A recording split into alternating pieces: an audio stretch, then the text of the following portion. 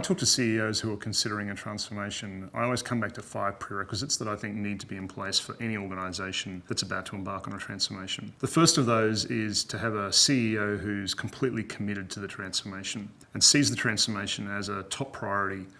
for his or her business, and they're willing to give the level of engagement, attention and focus that's required as the CEO, being one of their top priorities in the business. The second thing I look to is a willingness to go after the full potential for the transformation. That desire to really shoot for an aspiration that for many CEOs is above and beyond anything they've ever seen before is a critical prerequisite to being able to start a transformation and to set the right level of aspiration from the outset. You've got to really want to be outstanding. You've got to want to achieve your full potential. But wanting something isn't enough. You've also got to be willing to work for it. So it's a journey of significant effort, and you've got to be committed to that effort. The third is a willingness to commit the organisation, and to commit the organisation in terms of bringing the best resources, making sure that the leadership team is ready to commit the time, making sure that people allocated to the transformation who are the best people in the organisation, and bringing that broader commitment in the organisation. The fourth is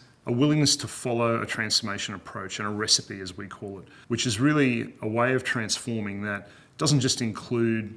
targets and going after a series of initiatives or projects, but is all about following a particular recipe for how to identify the potential, how to build bottom-up plans and granular initiatives that can help deliver that potential, and then how to engage the organisation to go and execute and deliver against that. And also about following the recipe of how do we think about organisational health, improving mindsets, capabilities in the organisation to sustain the transformation. One of the things I think we've learned over the past decade or so is that trying to transform part of a company or an individual function is a pretty fraught and difficult exercise. On the other hand, when you go at it comprehensively, meaning you tackle performance, you tackle the effectiveness or the health of the organization, and you tackle capabilities, all of these things have to be part of the puzzle or part of the solution. And the final prerequisite I would say is that any CEO or organisation considering a transformation needs to go and visit other organisations that have been through a transformation so they can understand firsthand what it means for them, what it means in terms of their level of commitment,